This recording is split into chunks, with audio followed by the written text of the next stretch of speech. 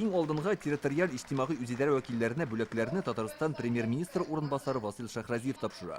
Җиңүчеләр арасында Каравай бистәсендә хезмәт куючы Альбина Штинникова да бар.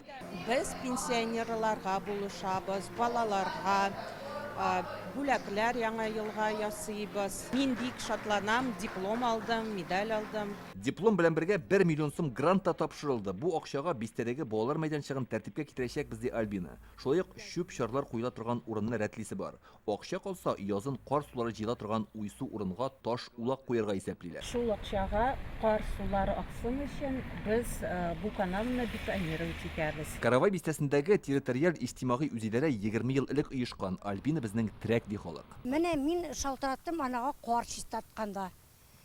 Аллага шөкер, бер-ике көннән килеп чистатып киттеләр. Аллага шөкер, су булмаса да аңа мөрәҗәгать итәбез. Безнең тирәдә инвалидлар бик күп яши. Аларга кирип ярдәм итәләр, әниләренә ярдәм итәләр. Не только ярдәм итү, даже кирип сөйләшкәстән кешенең күңелен белгәсендә ито шуңа рәхмәтле. Бүгенге көндә Татарстанда 463 территориаль иҗтимагый үзидарә бар. Аларның эш сәгате билгеле бер вакытлар белән билгеләнмәй. Җирле халык тәүлекнең теләсә кайсы вакытында шалтыратып үз гозерләрен җиткергә мөмкин. Кыш көне кар чистарту, яз көне өмә итү, су булмау һәм башка мәсьәләләр. Әлеге хезмәт вәкилләре арасында республика күләмендәге конкурс 2015 елдан бирле оештырылып килә. Җиңүчеләрне шәһәр, авылларда халык белән эшләү нәтиҗәсенә карап билгелиләр. Алар халык белән турыдан-туры эшләп, менә нинди безнең менә җирле үзидарәдә проблемаларыбыз бар. Аларны хәл итүдә алар бик актив катнашалар.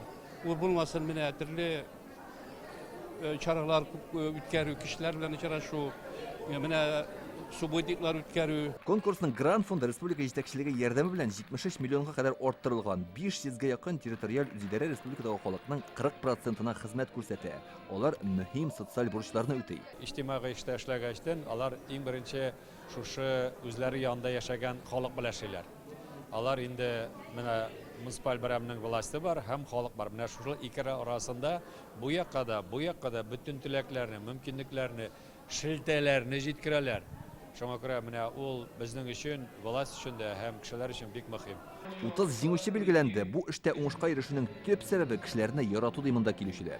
Халык гомумән үзендә булган барлык сораулар, нинди генә сорау булса да безнең янга килә ярдәм сорап иң беренче. Чөнки инде без алар янда һәр вакыт алар безгә үзләренең тәкъдимнәрен дә әйтәләр.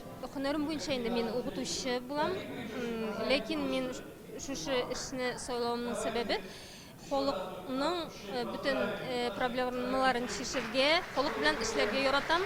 Менә бу конкурста җиңүчеләребез безгә тырышып, тагын да максатларга ирешергә ярдәм итә. Конкурс кагыйдәләре буенча быел җиңү яулаучылар 2 елдан соңында катнашу өчен тагын гариза бирә ала. Әлеге тармак хезмәткәрләренең призлы урын яулау һәм үз җирлеген матурайту өчен акча оту мөмкинлеге бар. Илдар Сафиуллин, Александр Лобанов, Яңа Гасыр каналы.